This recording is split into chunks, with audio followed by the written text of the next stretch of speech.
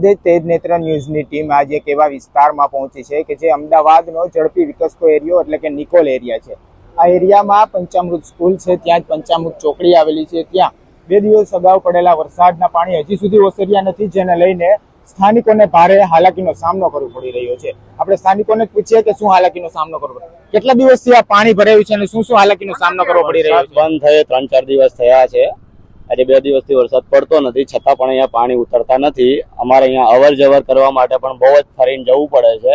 ગટરની બહુ જ ગંદી સ્મેલ આવે છે અહીંયાથી, સાધન લઈને જતા હોય તો પાણી નીચે ઉતરતા જ નથી આટલા દિવસથી। એએમસી ને રજૂઆત કરી હતી તમે? અહીંના સ્થાનિકોએ વાત કરી છે, પણ હજી કોઈ એનો નિકાલ આવ્યો નથી। કેવી કેવી હાલાકીનો સામનો કરવો પડે છે તમને? આ તો તમને દેખાતું જ હશે, 4 કિલો પાણી ભરેલું છે, કેટલા સાધનો જઈ રહ્યા છે, કિલો પાણીમાંથી જવું પડે છે।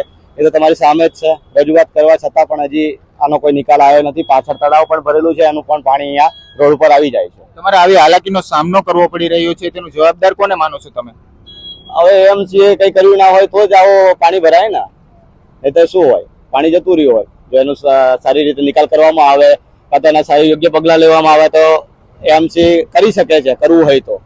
આ તકલીફ કેટલા સમયથી છે તમને? 4 વર્ષથી આ જગ્યાએ પાણી ભરાઈ જ જાય છે। મારી પોતાની ગાડી કાલે બંધ થઈ ગઈ હતી અહીંયા નજીકમાં જ એક સ્કૂલ છે, તેને વાલીઓ બાળકોને મૂકવા આવતા હોય છે, તે બાળકોને અને વાલીઓને કેવી તકલીફો પડે છે?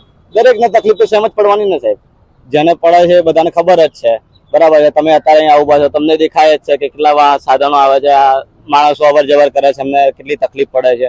તો અમારે તો ફક્ત એક જ કહેવાનું છે કે ભાઈ આનો જલ્દીથી નિકાલ કરો તો વ્યવસ્થિત રસ્તા થાય અને કોઈ કાયમિક રસ્તો કરો। જ્યારે પણ વરસાદ નાનો એવો પણ વરસાદ પડે છે, પાણી ભરાઈ જાય છે। એટલે અમારે તો સરકારને અથવા એએમસી ને એક જ રજૂઆત કરવી છે કે ભાઈ આનો નિકાલ જલ્દી અને કાયમી ધોરણે કરી આપે તો સારું। ગુજરાતની અંદર ભાજપની સરકાર છે, ભાજપ દ્વારા કહેવામાં આવતું હોય છે કે અમે સતત વિકાસ કરી રહ્યા છીએ। શું તમને આ વિકાસ લાગી રહ્યો છે? આ દેખાય છે વિકાસ, આ દેખાય વિકાસ। કાકા શું કહેવા માંગશો? અહીંયા આટલા દિવસથી પાણી ભરાઈ રહ્યા છે? આ પાણી ફૂલ ભરાઈ ગયું છે, આ કઈ અવર જવર બંધ થઈ ગઈ છે, બાળકો પડી જાય છે, એક ભાઈનો મોબાઈલ પડી ગયો, મળી જ નથી હજી, અને ગાડીઓ પડી જાય છે, પાણીમાં બહુ હાલાકી પડે છે। કેટલા સમયથી આવી હાલાકીનો સામનો કરવો પડે છે? તો દર વર્ષે આવું 4-5 વર્ષ છે તો ફૂલ થઈ ગયું, એટલે પાણી ભરાઈ જાય એટલે પછી અવર જવર હાવ બંધ થઈ જાય, અને હાલવા ચાલવાની તકલીફ। અહીં બાજુમાં સ્કૂલ છે, અહીં આરોગ્ય કેન્દ્ર છે, તો એમાં કાંઈ એમાં અવર જવર થતી નથી। તો આ નિકોલ વિસ્તારના સ્થાનિકો હતા, જેના દ્વારા અવારનવાર એએમસીને રજૂઆત કરવા છતાં કોઈ પણ પગલાં નથી લેવામાં આવતા।